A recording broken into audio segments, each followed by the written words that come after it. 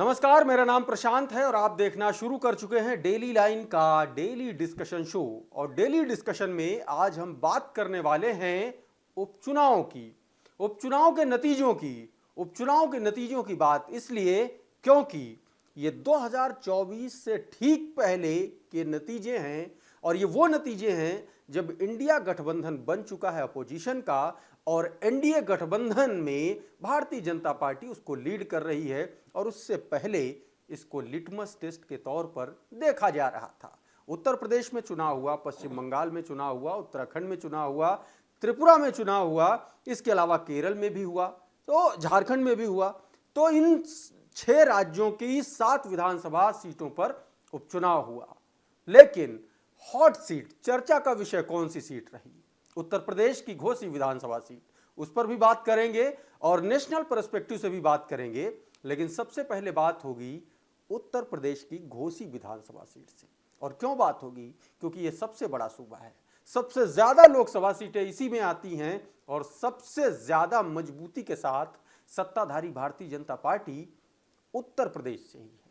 अभिषेक जी, इस चुनाव को लेकर के आप कैसे देखते हैं? क्योंकि यूपी जो है वो सेंट्रल पॉइंट है लोकसभा चुनाव 2024 का। देखिए, घोसी उपचुनाव को लेकर के जब दारा सिंह चौहान जो कि समाजवादी पार्टी से इस्तीफा दे करके भाजपा से लड़ने आए थे, तब से ही लग रहा था कि इंटरेस्टिंग होगा। लेकिन वहाँ के लोगों ने इसको नकार दिया। एक बड़ी जीत उनको हासिल हुई है समाजवादी पार्टी को। अखिलेश यादव को मैंने ट्वीट देखा कि अमूमन इस तरीके का सेलिब्रेशन वो करते नहीं है, लेकिन सोशल मीडिया पे उन्होंने अपनी खुशी जाहिर की है। तो ये लिटमस टेस्ट था, बिल्कुल लिटमस टेस्ट था और इसमें इंडिया अलायंस यहाँ पर सफल हुआ। कांग्रेस ने अपना समर्थन दिया था वहाँ पे, बहुजन समाज पार्टी इस चुनाव को नहीं लड़ रही थी। तो ऐसे में इसका भी फायदा मिला है इंडिया अलायंस को। समाजवादी पार्टी चुनाव नहीं लड़ी, इसका भी फायदा, बहुजन समाज पार्टी चुनाव नहीं लड़ी, इसका फायदा मिला है इंडिया अलायंस को। तो इससे हौसले बुलंद होंगे 2024 में।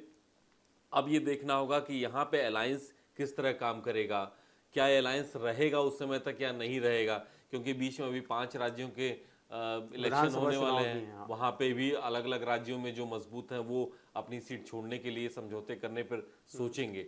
तो अगर ये अलायंस रहता है लोकसभा चुनाव में तो इसका फायदा जरूर मिलेगा। शीट शेयरिंग अगर सही से होती है तो भी इसका फायदा मिलेगा। क्या मैं एक चीज जो आपने बोली कि मायावती ने अपना कैंडिडेट नहीं खड़ा किया और उसका भी फायदा इंडिया अलायंस को मिला, क्या इसको ये समझा जाए कि मायावती अभी कहीं ना कहीं अभी भी उनकी तरफ से एक पॉजिटिव साइन है इंडिया अलायंस को कि हमको ले लीजिए, हमारे हिसाब से हमको रख लीजिए, नहीं तो आने वाले समय में दिक्कत होगी?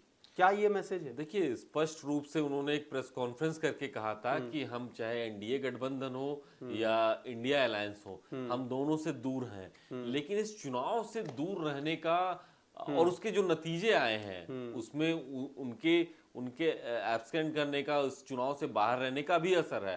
8% गिरावट आई है मतदान में।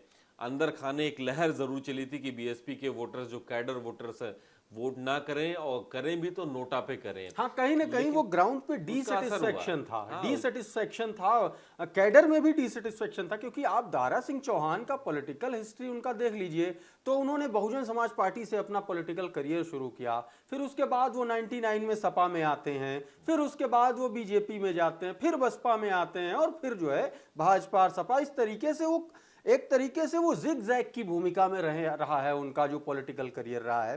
तो एक लोकल जो कनेक्ट है वो कहीं ना कहीं धोखेबाजी वाला एक बिल्कुल ये वहां के लोगों ने नकार दिया है। हाँ। इस बात को कहा है लोगों ने, ग्राउंड रिपोर्ट्स में कहा है कि हमको पार्टी से नाराजगी नहीं है, यानी जिस पार्टी से चुनाव लड़ रहे हैं दारा सिंह, उससे हमको उतनी नाराजगी नहीं है, हमको कैंडिडेट से नाराजगी है। और इसका खामियाजा एनडीए के जो अलायंस है, जो सदस्य हैं, अलायंस पार्टी हैं, ओम प्रकाश राजभर, उनको खामियाजा भुगतना पड़ा। उस क्षेत्र में उनको कार्यकर्ताओं का सामना करना पड़ा, कार्यकर्ताओं से हाथ जोड़ना पड़ा उनको। इसके अलावा संजय निषाद को भी बहुत मेहनत करनी पड़ी। लेकिन कैंडिडेट का सही चुनाव नहीं होना भी एनडीए को यहाँ पर भारी पड़ा है।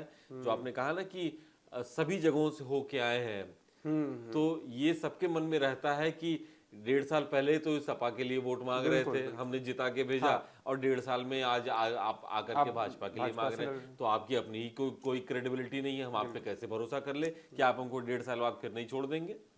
तो इसका भी असर यहाँ इस चुनाव में देखने को मिला है। अच्छा, दूसरा एक सवाल ये भी है हमारा कि ओम प्रकाश राजभर, अपना दल, संजय निषाद, 2 डिप्टी सीएम, 60 विधायक, आधा का पूरा मंत्रिमंडल, आपने सब कुछ लगा दिया, आप सरकार में हैं, और बाई इलेक्शन में बाई डिफॉल्ट ये माना जाता है कि इलेक्शन जो है इन फेवर ऑफ गवर्नमेंट, ये माना जाता है, सत्ताधारी दल का होता है। जी हाँ। तो क्या इस चुनाव को यह माना जाए कि सत्ताधारी दल यानी कि भारतीय जनता पार्टी, और खास करके उत्तर प्रदेश की भारतीय जनता पार्टी और मुख्यमंत्री योगी आदित्यनाथ, क्योंकि ऐसी चर्चा चल रही है, वही नहीं चाहते थे कि दारा सिंह चौहान वापस आए पार्टी के भीतर, और उस तरीके से सब कुछ लगा दिया उन्होंने। बस एक कमी रह गई, आप अपने स्थानीय कार्यकर्ताओं से फीडबैक ले लिए होते, फीडबैक नहीं लिए। आपने जो कहा ना, हम लोगों को भी अंदेशा था कि वो लगातार संपर्क में भाजपा नेताओं के, दारा सिंह चौहान, लेकिन वो लखनऊ में नहीं आए मुलाकात करने किसी से। उनकी एक तस्वीर आती है गृह मंत्री अमित शाह के साथ, और उसके बाद वो ज्वाइन कर लेते हैं पार्टी। तो इसका भी कार्यकर्ताओं में नाराजगी थी, उनके क्षेत्र में नाराजगी थी। इसका असर ये हुआ कि हार गए। पॉलिटिकल, अगर आप पॉलिटिकल व्यक्ति हैं, आप एक लीडर हैं, एक राजनेता हैं, बावजूद उसके आपको एक हायरार्की बनी हुई है, आप हर बात पे दिल्ली नहीं जा सकते। जी हाँ, बिल्कुल। कहीं ना कहीं मुख्यमंत्री को ये बात भी दिक्कत की होगी कि सब लोग दिल्ली से ही सीधा अपना यस नो करके चले आ रहे हैं, चाहे वो ओम प्रकाश राजभर हो, चाहे वो दारा सिंह चौहान हो। ये वही लोग हैं जो चुनाव 2022 के चुनाव से ऐन मौके पे नाराज होके गए थे बीजेपी से। तो आपकी कोई मतलब स्पाइनलेस, मतलब कोई रीढ़ विहीन, कोई स्थायित्व ही नहीं है। आप फिर से आप आ गए, ओम प्रकाश राजभर फिर से जुड़ गए यहाँ पे। और ये जो 1.5 साल पहले पानी पी के गालियां दे रहे थे। अरे अभी इसी विधानसभा चुनाव के दौरान हमने देखा कि किस तरीके से रिएक्शन आ रहे थे ओम प्रकाश राजभर के, और आज फिर से बीजेपी के साथ में है। और ये इन लोगों का भी अपना टेस्ट हुआ। ओम प्रकाश राजभर जो अपने बिरादरी और अपने क्षेत्र और अपने लोगों के लिए, इनके तो वीडियोस वायरल हुए बाकायदा कि इनको लोग नहीं मिल रहे थे, वहां नहीं मिल रहे थे। संजय निषाद, अनुप्रिया पटेल की पार्टी, ये लोग कार्यकर्ताओं को नहीं जोड़ पाए, इसलिए क्योंकि वहां के लोग नाराज। अच्छा, क्या मतलब अभी जो जिस तरीके से इस बाई इलेक्शन में परफॉर्मेंस रही, मैं ये यूपी पे सवाल लूंगा, इसके बाद हम बाकी सीटों पर भी बात करेंगे।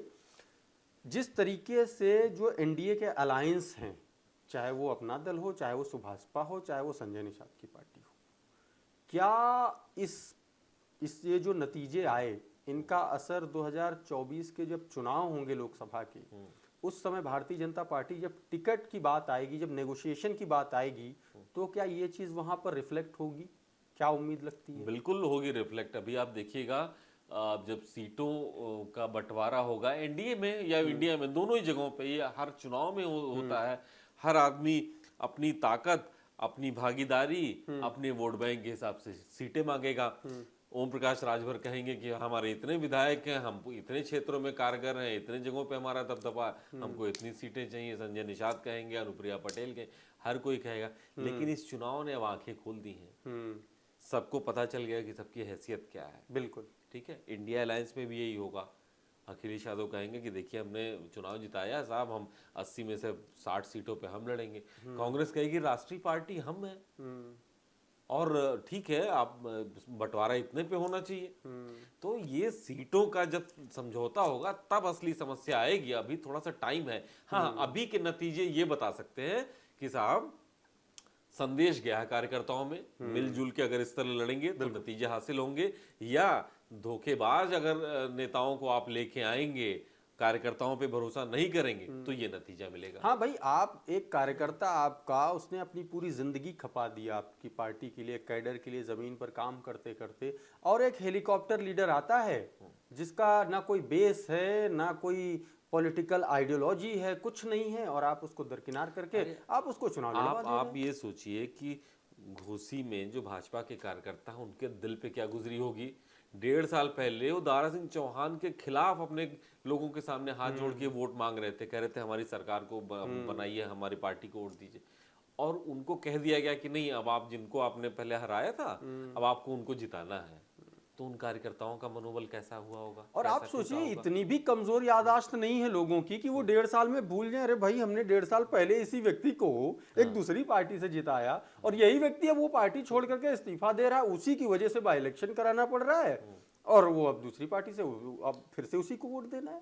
मतलब ये पॉलिटिकल जो दांव पेच हैं, जो लूप होल्स आप कह सकते हैं, इस तरीके इनको तो लूप होल्स कहना चाहिए, उसका लाभ लेकर के अपना करियर संभाल। लेकिन ये आज जनता समझदार है, जनता जनार्दन जो कहा जाता है ना, वही है। जनता ने बिल्कुल सटीक फैसला लिया है और जो फैसला लिया है उसको मानना चाहिए और यही होना चाहिए, यही होना चाहिए। भाई जबरन किसी के ऊपर चुनाव थोप देना कोई बहुत अच्छी बात थोड़ी। वहां चुनाव थोपा गया था, चुनाव थोपा गया था ना जबरन वहां पे। बाकी तो जो 7 में से 5 सीटें थी, मैं बता दूं दर्शकों को, वहां पर चुनाव इसलिए हो क्योंकि वहां का जो मौजूदा कैंडिडेट था, जो विधायक था, निधन हो गया था। सिर्फ ये घोसी सीट थी और एक और विधानसभा सीट थी, वो केंद्रीय मंत्री थे जिन्होंने इस्तीफा देकर के वहां चुनाव लड़े, इसलिए वो तो मजबूरी चलो खैर बन गई। लेकिन यहाँ क्या मजबूरी थी? यहाँ तो कोई मजबूरी नहीं थी। यहाँ तो क्योंकि उनको उस दल में अच्छा नहीं लग रहा था और यहाँ पे संभावना थी कि हम मंत्री बन जाएंगे, इसलिए यहाँ पे हुआ। तो ठीक है, ये अच्छा हुआ। और अब जनता जो चुनती है, जनता जो करती है, बहुत अच्छा करती है।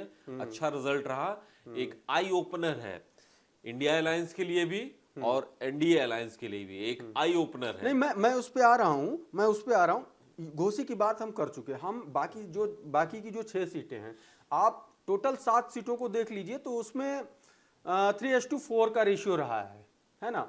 4 सीटें 1:2 या 3:4, जो भी आप कहना चाहें कह लीजिए। 7 में से 4 सीटें इंडिया अलायंस के खाते में गई हैं और 3 सीटें बीजेपी ने जीती।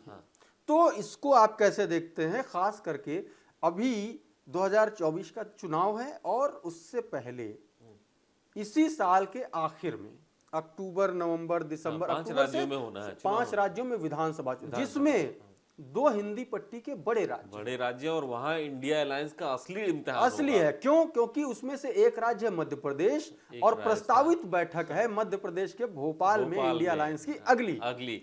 वहां पे भाई कांग्रेस पिछली बार सरकार में थी, वो क्यों सीट शेयर करेगी किसी और के साथ? क्यों करेगी? और अभी देखिए जो रिजल्ट आया है 4:3, ये पार्शियल विनिंग है इंडिया अलायंस की, इसको मानना चाहिए। इसलिए पार्शियल कहूंगा क्योंकि उत्तराखंड हो, उत्तराखंड हो, केरला हो, वेस्ट बंगाल हो, यहाँ पे इंडिया अलायंस में आपस में ही लोग चुनाव लड़ गए हैं। बाकायदा ये पार्टियां एक दूसरे के खिलाफ चुनाव लड़ी हैं। यहाँ वो 1 सीट 1 कैंडिडेट का फॉर्मूला वहां पे नहीं चल पाया। ये टेस्ट था, शुरुआत थी। लोगों ने कहा कि भाई लोकसभा में हम इसको लागू करेंगे, लेकिन असली इम्तिहान तो 5 विधानसभा में ही हो जाएगा, जहां पे इंडिया अलायंस के लोगों को मिलजुल के चुनाव लड़ना होगा, सीट शेयरिंग पे बात करनी होगी। बिल्कुल, ये असली इम्तिहान तो तब देखने को मिलेगा। बिल्कुल। तो ये 7 सीटों का जो 7 सीटें थी, 7 विधानसभा सीटों का जो उपचुनाव था, वहां पर पिक्चर कुछ इस तरीके से थी। और ये 2024 का एक छोटा सा ट्रेलर आप मान के चल सकते हैं। इसको आप लार्जर पिक्चर में मत देखिए, लेकिन हाँ, ये पहला टेस्ट था इंडिया का भी और एनडीए का भी 2024 से पहले, इंडिया गठबंधन बनने के बाद। बहरहाल, आपको क्या लगता है कि इन जो 7 सीटों पर बाई इलेक्शन हुआ, क्या इसका असर 2024 के लोकसभा चुनाव में क्या पड़ेगा? आप हमें कमेंट करके जरूर बताइए। ये वीडियो अगर आपको पसंद आया हो तो उसको लाइक और शेयर कर दीजिए, चैनल को सब्सक्राइब कर लीजिए, और अगर ये वीडियो आप हमारे फेसबुक पेज पर देख रहे हैं तो हमें फॉलो कर लीजिए। नाम है डेली लाइन।